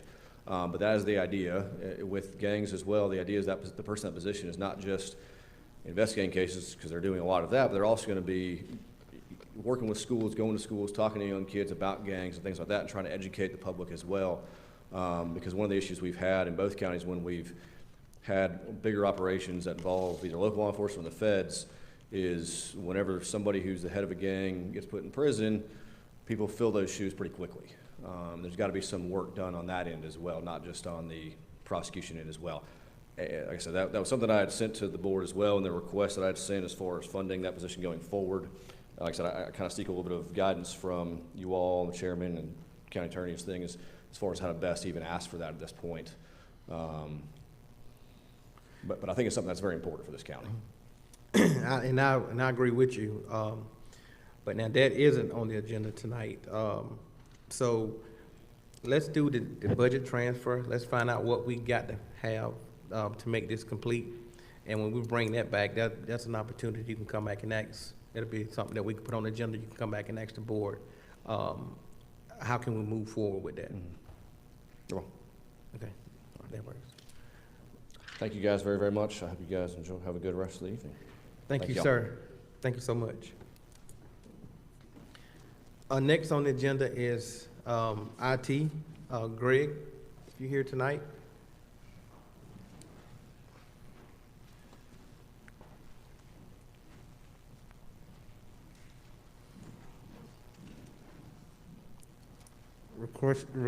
Requesting approve to accept, IT requesting to approve of a contract for the admin building emergency power design phase with Sunbelt. Thank you guys for being here tonight. Good evening. Good evening. What you've got before you is a design build contract from Sunbelt Builders for an emergency power system retrofit to the administration building for $27,500. Okay. Guys, I seek a motion. Thank you, sir. It's been motioned by Commissioner Mason and second by Commissioner Edwards. Commissioners, any discussion? Here we go. Commissioner Sanders. I had the opportunity to look at all three of the bids, and I noticed that the other two bids bid high on the contract and yours was the lowest. Is there gonna be a need to come back for additional funding for that project based on what was submitted?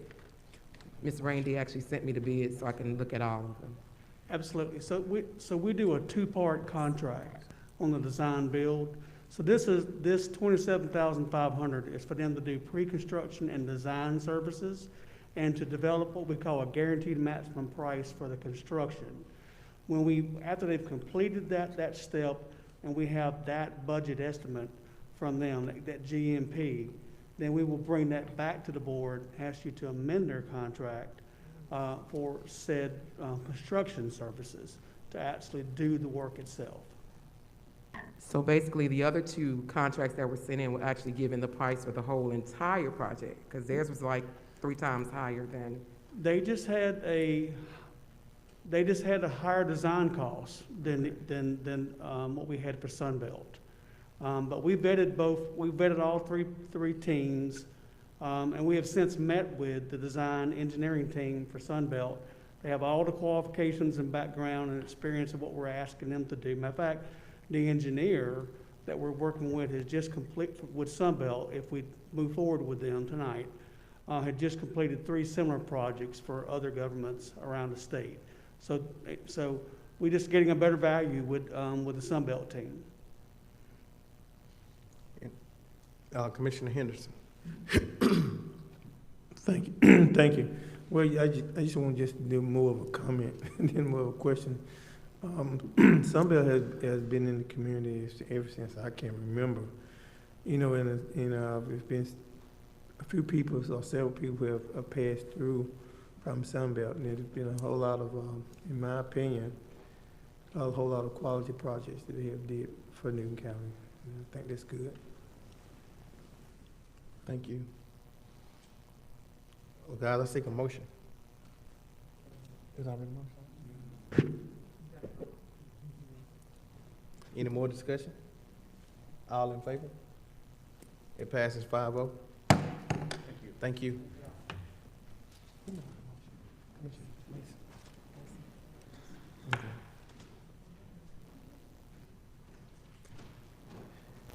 Next is item number 13, a resolution R011822, a resolution by the Board of Commissioners of Newton County setting qualifying fees for the 2022 election and authorizing publication of the same. Patrick. Thank you, Mr. Chair. Every year that there is an election for a county office, the Board of Commissioners is required by the Georgia Constitution to establish the qualifying fees. The qualifying fees are actually set by state law.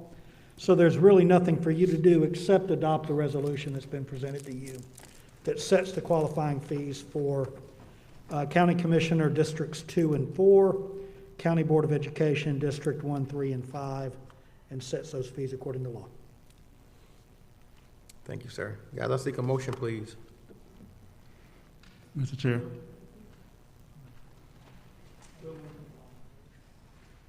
So moved and stated by the county attorney. We got one question. Yes, sir. I was going to make the motion, actually. Okay. He made the motion. You want to second the motion? Yes, I'll second. I'll second. I'll second. Okay. The motion. It's okay. The motion by Commissioner Henderson, and second by Commissioner Mason. Any discussion? Commissioner Henderson. Thank you. Ms. Patrick, could you publicly state the fees?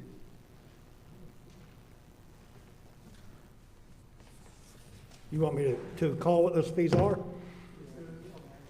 It should be in your agenda packet. It was in mine. A county commissioner qualifying fee is $750. Board of Education qualifying fees are $432.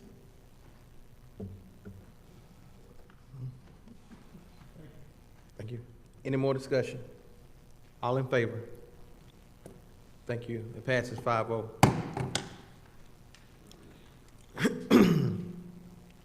Next is item number 14, board discussion consideration of an intergovernmental agreement with the city of Covington regarding the sale of approximately 35 acres from the Newton Covington Industrial Park.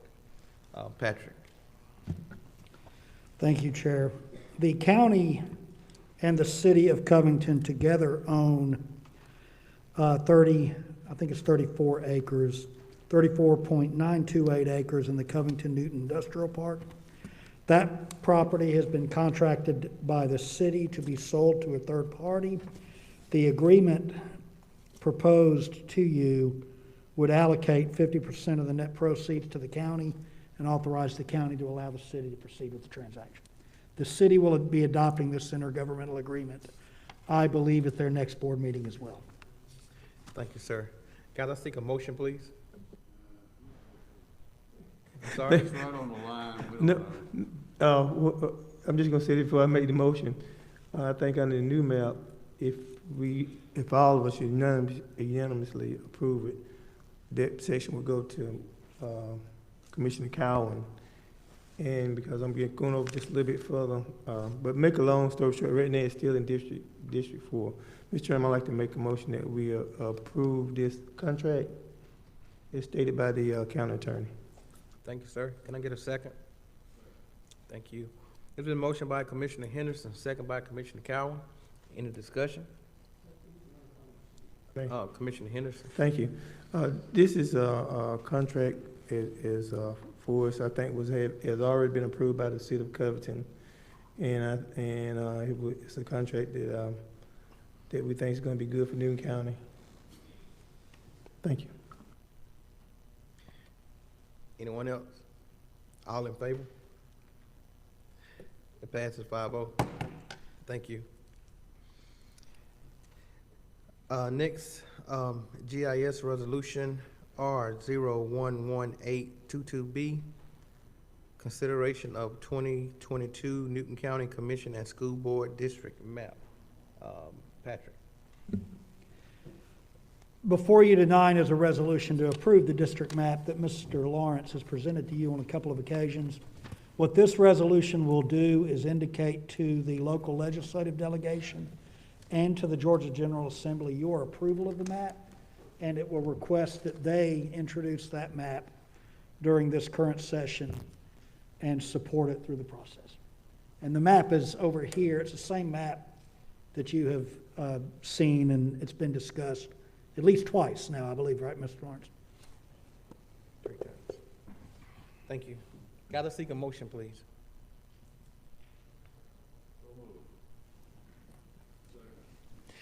It's been motioned by Commissioner Edwards, and second by Commissioner Cowan. Any discussion? Commissioner Henderson? Yeah, thank you, Mr. Chairman. If I'm not mistaken, and you correct me if I'm wrong, Mr. Patrick, in order for us to have an approval of this map, it has to be unanimous. The law does not require it to be unanimous. However, as a general rule, a local legislative delegation expects something to be unanimous before they present it on behalf of the county. So I would expect, and I can't say this with absolute certainty, but I would expect that if it's less than unanimous, your local delegation may not pursue it diligently. That would be my expectation. Absolutely. Thank you. Commissioner Mason. Thank you, Mr. Chair. I think Tim is here. I had a question. Go ahead. Come on up, Tim. Evening, Board. Taking chair. Yeah. Thank you, Tim. Who was the map actually presented to? Do we know who this particular map was presented to? Yes, this map in a prior draft was presented at a joint work session with your board and the Board of Education at the Board of Education on October 26th. Minor revisions to it were presented, handed to you in a packet in late December, and presented again last week, or excuse me, 2 weeks ago here, and I presented the map to the Board of Education last Tuesday. I'm sorry, I think you may have misconstrued my question. Not on a local level, who was this presented to on a state level?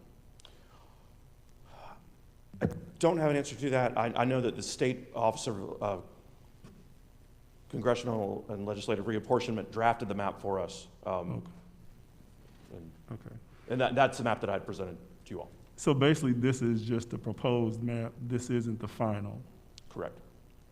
So Commissioner, if I could add to that, Okay. there are things we know and things we don't know. So what we know is that the map presented to you was prepared by the State Reapportionment Office and has been approved by the State Reapportionment Office. That office is a department of the General Assembly.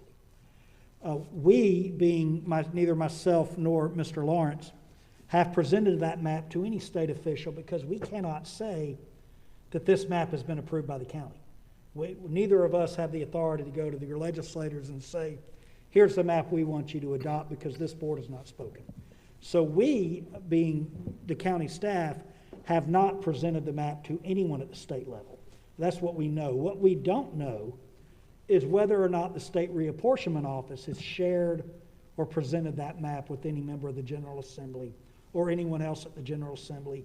What we also don't know is whether they have prepared alternative maps at the request of any member of the General Assembly, because that office maintains confidentiality. So if a member of the General Assembly, a member of the either party leadership at the General Assembly has asked that office to prepare alternate maps, they will not tell us unless and until that map is introduced to the General Assembly. So to answer your question, no one at the county has presented this map to anyone at the state. We don't know if this map or any other map has been circulated at the state capitol. Okay. Thank you. Thank you. Commissioner Edwards. Thank you, Mr. Chairman. So to address what county attorney was just speaking on, I know the reapportionment committee had communicated the most recent maps with Senator Brian Strickland and Representative Dave Belton. I know those two, and they indicated that the entire delegation for Newton County had been communicated these new maps. I don't know if that's true or not. They just had the indication to me. Thank you, Mr. Chairman. Mm-hmm. Commissioner Henderson. Thank you, Mr. Chairman. Well, I think we came over to your office and we talked a little bit about, and it was just about the property, the portion that was rezoned as far as Mr. Williams, the piece of property goes, and how that would change from District 4 to District 5. And a few of my constituents called me, similar to the town of Alfred, mayor, and said that they wanted to stay in District 4. And so, maybe we could look at, if it's okay with the board, look at maybe somewhere or another keeping those people in District 4. But it's not going to be.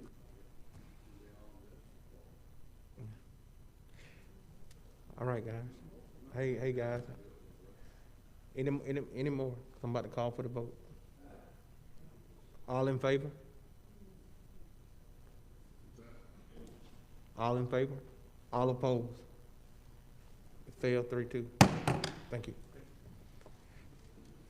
Next item is item number 17, the final reading, CVS. I'm sorry?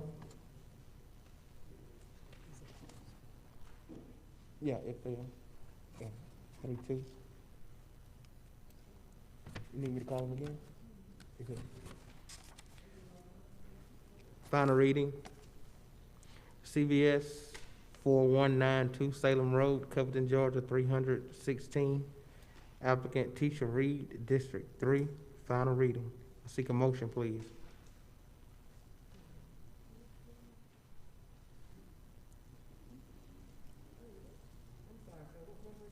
17.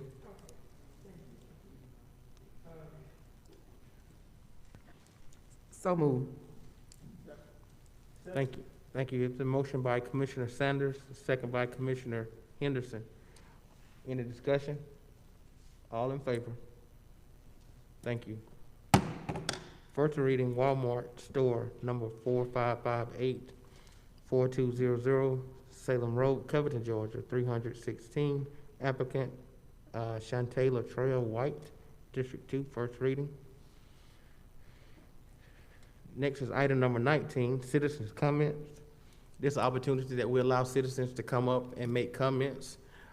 You have 3 minutes to do so. Please state your name and your address for the record, please. Citizen comments. Citizen comments. Thank you. Commissioner Edwards. Thank you, Mr. Chairman. I want to plug just a couple real quick plugs here. You heard Recreation Director and a couple members of the staff and the Miracle League Board Chairman mentioned the Miracle League. I know there's not a lot of people in attendance here now, but we have a YouTube audience, I would hope. And I would encourage those people to find out how to get involved with that. If you've never been a part of that, that's really very inspirational. And I know that sounds selfish, but not only you're helping your community, but you'll be helping yourself greatly to volunteer for this and donate money for this cause. I plan to. Number two, Mr. Chairman's already mentioned it, but our road department did a wonderful job. They were ahead of the curve. I could see the little white lines in the road where they dropped the brine going down most of the roads, and in the rural parts of the county, that's very important for sure. And then last but least, I would like to say, how about them dogs? Thank you, Mr. Chairman. Dogs, baby. Thank you, sir. Commissioner Mason. Thank you, Mr. Chair. I just wanted to highlight the last Clean Up Newton project that we had this past Saturday. It was an amazing community cleanup that we had. We collected 25 bags of trash and 6 old tires that we collected. We cleaned up Butler Bridge Road and Oak Hill Road, all the way from Highway 81 to Smith Store Road in District 2. We are seeking additional volunteers for the Clean Up Newton project. We do have a Facebook page. Just look up the Clean Up Newton project. We'd love to encourage and motivate others in other districts, other areas. Schedule a cleanup. You can contact Keep Newton Beautiful.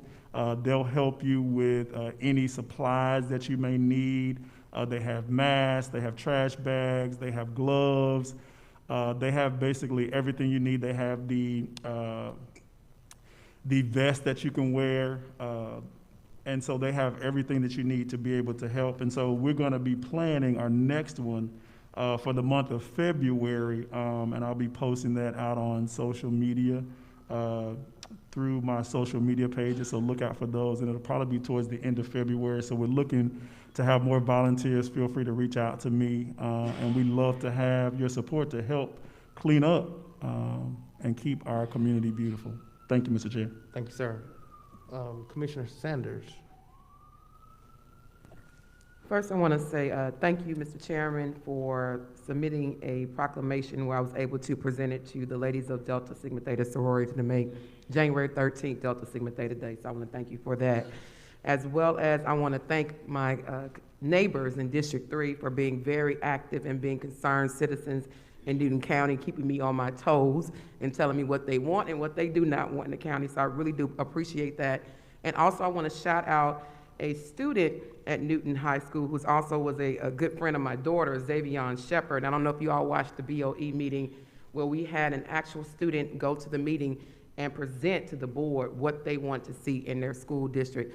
So I want to give a shout out to all of the centennials out there who are involved in politics, involved in their community, and doing great things in Newton County. Thank you. Commissioner Henderson. Thank you, Mr. Chairman. Well, I too would like to thank the road department for the pictures that they posted. Per my wanting to come down and ride, occasionally, if a commissioner want to ride in the sheriff department car, they could contact the sheriff and do a ride along. In my case, I contacted Chester, and I didn't get a ride along, but I got into the barn and kind of just went in. But I think that it's about services, and you know, I believe in the men. You know, I'm pretty sure they do what they do. But I think you know, there's nothing wrong with a commissioner, especially in the absence of a county manager, to do a ride along in the inclement weather to kind of just see firsthand what's going on in our county. And secondly, and lastly, you know, we need to do something for our kids, you know, in the community, especially the underserved part of the community in Newton County. Those kids have nothing to do. They run in the summertime. They don't have no kind of activity. They can't afford to play rec. But make a long story short, I think this time we're going to put forth an extra effort to really have stuff our kids do in the summertime. Thank you. Thank you. Commissioner Cowell. Thank you, sir. Thank you.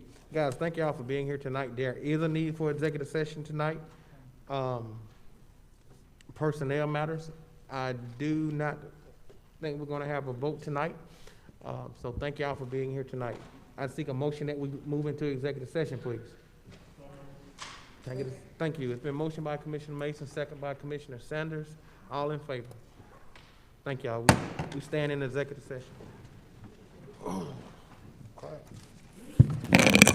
Gee.